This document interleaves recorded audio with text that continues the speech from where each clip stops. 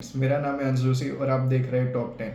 आज हम बात करेंगे म्यूचुअल फंड में इन्वेस्ट करना चाहिए एसआईपी से या डायरेक्ट आप कोई कंपनी का स्टॉक या उसमें कंपनी में इन्वेस्ट करना चाहिए, क्या फ़ायदेमंद ज़्यादा रहेगा, आज समझते हैं।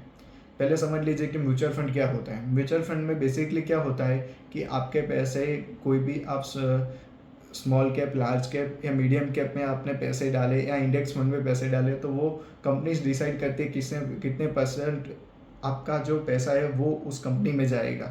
ठीक है, आपने समझ लीजिए कि आपने 1,000 रुपये डाले, तो उसमें पूरा का पूरा लार्ज कैप में या स्मॉल कैप में नहीं जाता, उसमें से कोई कंपनी डिसाइड होती है, उसमें 10%, कोई कंपनी होती है इसमें 1%, वैसे मिलाकर आपको रिटर्न मिलता है। तो उसमें आपका रिस्क कम होता है, साथ ही साथ आपका रिवॉर्ड भी कम हो जाता है।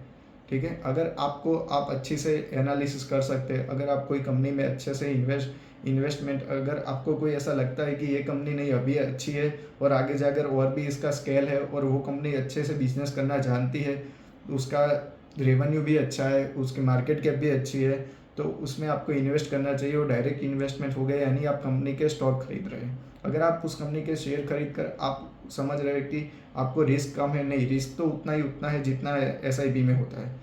पर क्या होता है कि थोड़ा रिस्क कब बढ़ जाता है, तो जब आप पर्टिकुलर एक ही कंपनी पर निर्भर होते हो।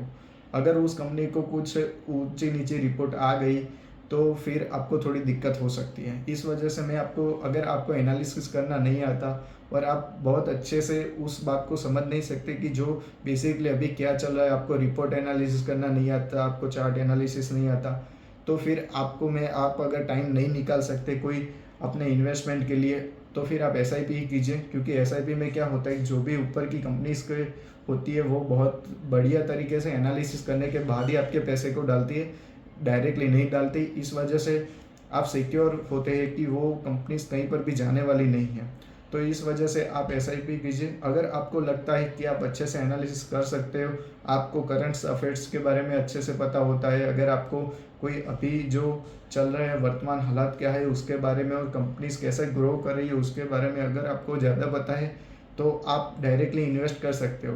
तो मेरी मानो तो सलाह यही है, अगर आप पूरा टाइम दे सकते हो तभी आप डायरेक्ट कंपनी के स्टॉक में इन्वेस्ट कीजिए। अगर आप नहीं दे सकते तो एसआईपी कीजिए, दोनों में रिटर्न अच्छा रहता है। Thank you.